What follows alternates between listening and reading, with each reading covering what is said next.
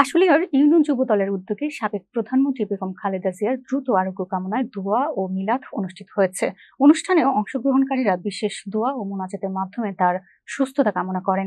এছাড়া তারা ত্রয়োদশ জাতীয় সংসদ নির্বাচনে ধানের শীষ মার্কায় ভোট কামনা করেন। অনুষ্ঠানটি ইয়ারপোল ইউনিয়নের বিদ্যালয় মাঠে অনুষ্ঠিত হয়।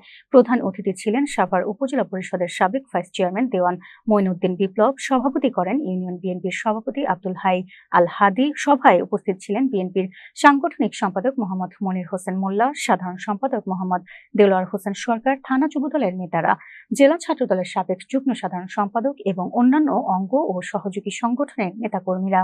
আমরা বক্তব্য দিচ্ছি যে আমাদের নেত্রী এবার কেয়ার হাসপাতালে অসুস্থ অবস্থায় আছেন। তার জন্য দোয়া মাহফিলে সর্বস্তরের জনগণ 18 কোটি মানুষ তার জন্য দোয়া করছেন। সারা বিশ্ববাসী তার জন্য দোয়া করছেন। আমরা বিশ্বাস করি আমাদের নেত্রী, আমাদের মা, আপসী নেত্রী, দেশ নেত্রী, বিএনপির চেয়ারপারসন বেগম খালেদা জিয়া সুস্থ হয়ে আমাদের মাঝে ফিরে আসবেন।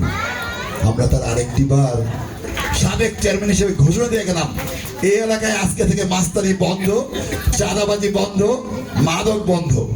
এই এলাকার মানুষের কাছে কথা দিয়ে গেলাম, এই এলাকায় আমি মাদক হতে দিব না, চাঁদাবাজ থাকতে দিব না, সন্ত্রাস থাকতে দিব না।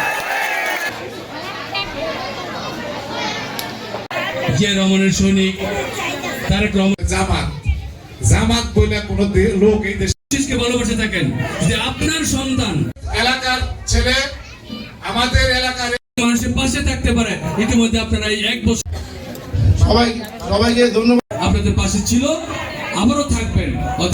অতএব আপনাদের সন্তান হিসাবে এই ইউনিয়নের বন্ধু বান্ধব, প্রতিবেশী যারা যেখানে আছে,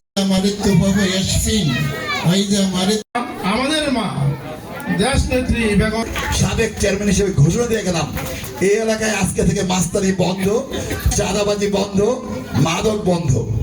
এই এলাকার মানুষের কাছে কথা দিয়ে গেলাম, এই এলাকায় আমি মাদক হতে দিব না, চাঁদাবাজ থাকতে দিব না, সন্ত্রাস থাকতে দিব না।